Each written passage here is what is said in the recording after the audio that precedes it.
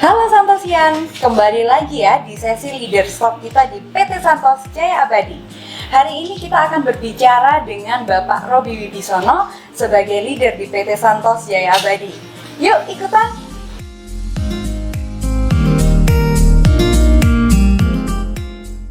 Saat ini Pak Robi telah bekerja selama 10 tahun di PT Santos Jaya Abadi.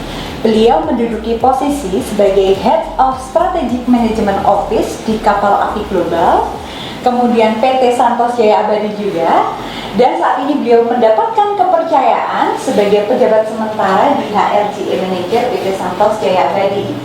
Mari kita ikuti kisah selengkapnya. Di sebelah saya sudah ada Bapak Robi Wibisono, di mana beliau tadi ini adalah Bapak yang saya ceritakan di awal, salah satu tokoh yang ada di Santos Jaya Abadi sendiri. Kita akan kulik-kulik banyak nih tentang pengalaman Bapak Robi sendiri sebagai seorang leader di Santos Jaya Abadi dan di Kapal Api Group sendiri. Bapak Robi, apa kabar Pak? Oke, luar biasa. Luar biasa. Oke Bapak Robi boleh ceritakan Pak pengalamannya sudah 10 tahun kan ya Pak ada di SJA? Iya, tahun ini 10 tahun. Benar. Nah, boleh diceritakan Pak pengalamannya dari awal sampai saat ini Bapak Robi bisa menjadi leader di perusahaan Santos Jaya Abadi. Oke, tepatnya gini, ada cerita unik lah sebelum saya bisa masuk di tahun 2010. Saya juga pernah sebenarnya mencoba mengisi lowongan yang memang ada, dan saat itu saya juga kenal dengan beberapa teman-teman yang menjadi tim rekrutmen di Santos Jaya Abadi. Nah, saya coba menawarkan diri untuk mengisi lowongan yang ada. Kemudian saat itu sempat dipanggil, sempat interview, tapi belum bisa masuk. Nah, kemudian saya tinggalkan beberapa tahun, saya bekerja di tempat yang lain, ceritanya begitu. Nah, kemudian saya bekerja di sebuah perusahaan distribution, waktu itu machinery untuk kapal-kapal. Nah, uniknya pada saat saya bekerja di situ, saya sempat di training. Jadi ada training leadership, kemudian juga ada training change management. Nah, salah satu trainernya waktu itu adalah juga ternyata pernah saya hubungin waktu di Santos Jaya Abadi. Oke, masih berhubungan. Kemudian beliau nawarin lagi, Santos Jaya Abadi sekarang buka pabrik baru, yaitu instant coffee plant. Masih berminatkah masuk ke instant coffee plant atau masuk ke Santos Jaya Abadi? Saya pikir, kenapa enggak? Dari situ akhirnya saya coba masuk lagi. Akhirnya setelah interview dengan beberapa user, saya puji Tuhan diterima. Akhirnya itulah awal saya karir di SJA 3 atau di instant coffee plant kita. Pertama kali masuk, saya sebagai production coordinator. Nah, berjalannya production coordinator ini sangat menarik sebenarnya, karena waktu itu kita punya pabrik instant coffee baru, tetapi timnya itu belum ada yang pengalaman atau punya background di industri sejenis. Nah, waktu itu saya dengan tim belajar benar-benar dari nol. Kita belajar dari teknisi-teknisi waktu itu Denmark. Kemudian kita transfer teknologi dan knowledge. Nah, ini sangat menantang waktu itu, karena kepercayaan Kapal Api kepada kami tim baru itu sangat besar, dan berharap ini bisa berhasil. Dan puji Tuhan, instant kopinya jalan, dan saat ini sudah buka pabrik yang kedua. Ini cukup membawa pesan sendiri. Setelah di situ saya kurang lebih 3 tahun, saya sedikit bergeser ke area quality control. Quality controlnya. Jadi saya menjabat sebagai quality control coordinator. Karena waktu itu ada kebutuhan atau membangun organisasi ke research and development. Jadi waktu itu ada QC koordinator yang harus pindah ke R&D, posisi QC koordinator kosong. Lalu saya tawarkan diri untuk mengisi posisi itu supaya tim saya juga berkembang. Jadi ada supervisor produksi yang bisa naik menjadi production koordinator. Nah, akhirnya setelah di situ kurang lebih 1 tahun, di SJA 1 butuh QC manager. Nah, terjadilah perpindahan lagi dengan background yang sama sebagai QC, dari QC koordinator ke QC manager, tapi beda, tanda petik, beda bahan yang ditangani. Kalau dulu instant coffee, Sekarang yang ditangani adalah kopi bubuk gitu ceritanya. Jadi akhirnya harus belajar lagi. Nah, nggak terlalu lama saya support di tim Plan 1 sebagai QC Manager. Akhirnya saya ditawarin lah jadi SMO Manager. Tawaran baru lagi gitu. Jadi ada kepercayaan baru untuk pindah ke area yang lain gitu kan, untuk mengembangkan diri. SMO ini waktu itu departemen yang baru, jadi belum ada sejarahnya. Kita punya departemen SMO. Waktu itu cuma ada PIC atau penanggung jawab. Akhirnya dikembangkan seiring dengan pengembangan organisasi atau perusahaan. Akhirnya menjadi satu departemen independen. Di situ kurang lebih mungkin 3 tahun. Akhirnya head of SMO kita di KAG juga resign.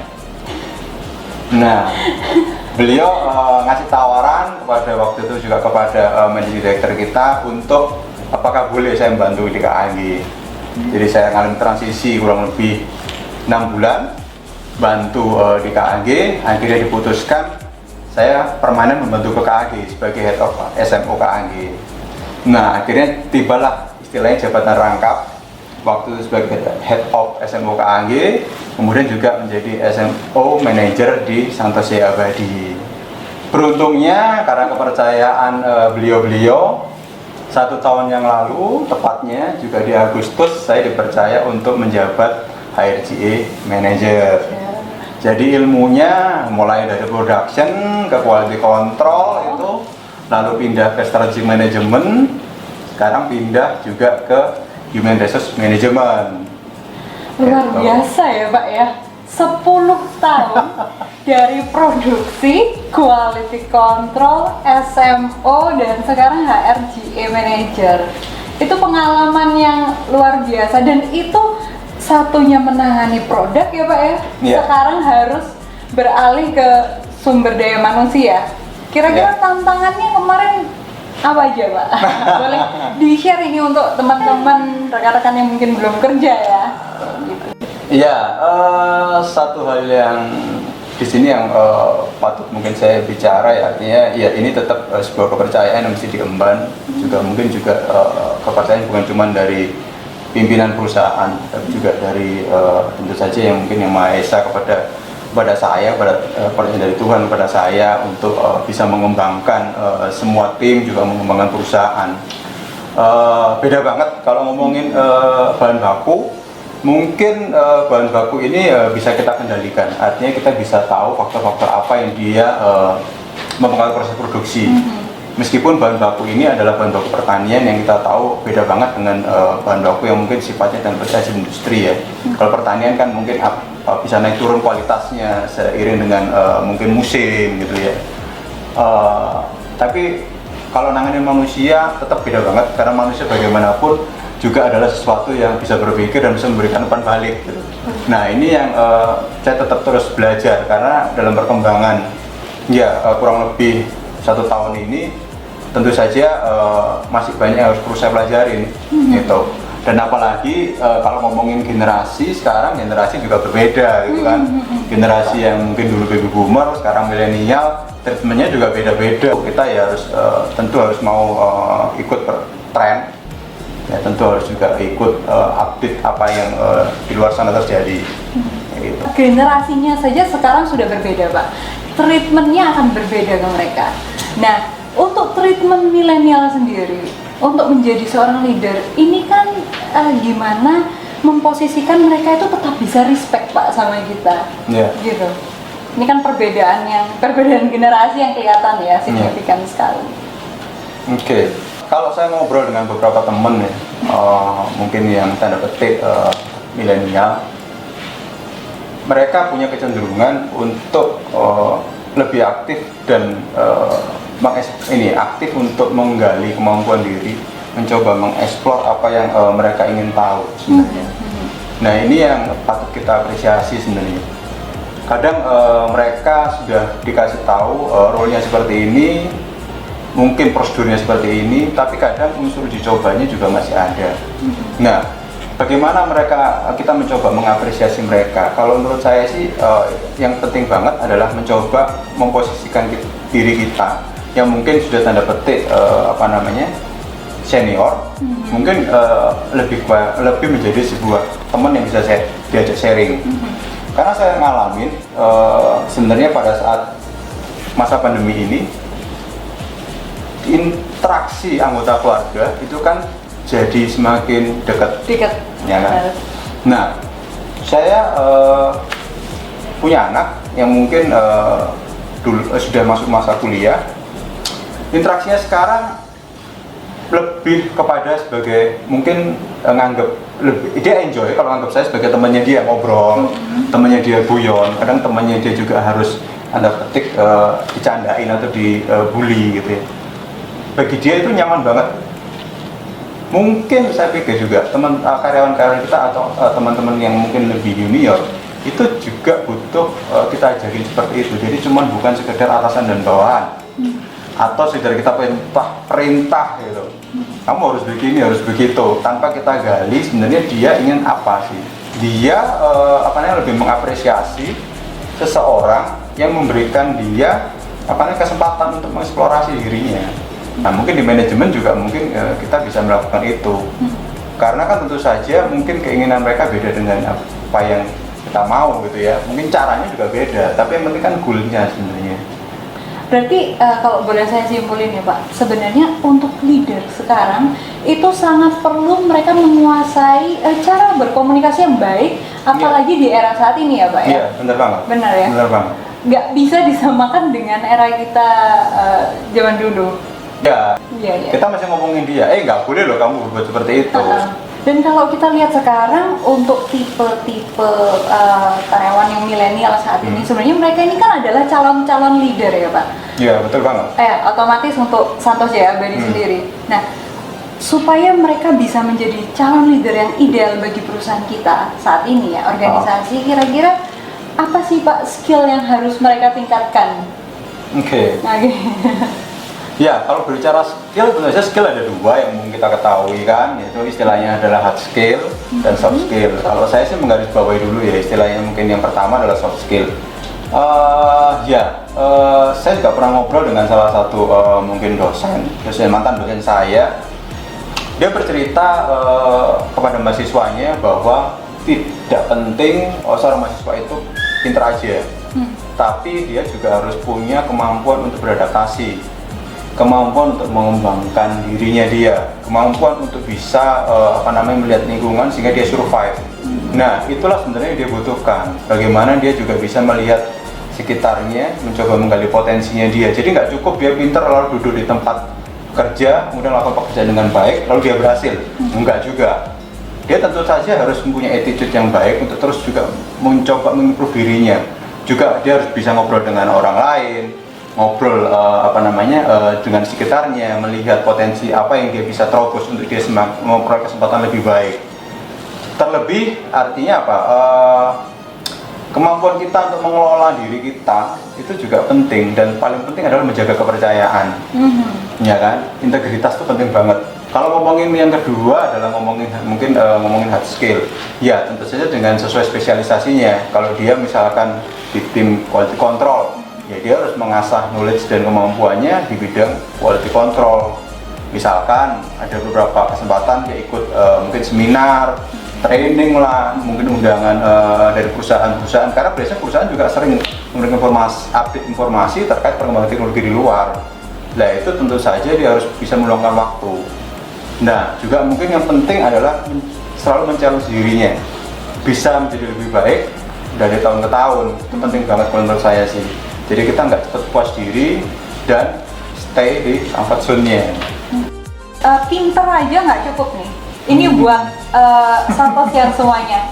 Karena banyak sekali Pak sekarang fresh graduate yang akhirnya mereka mengutamakan nilai. Ya. Mengejar nilai tanpa mereka tahu value apa. Benar ya Pak ya? Paham.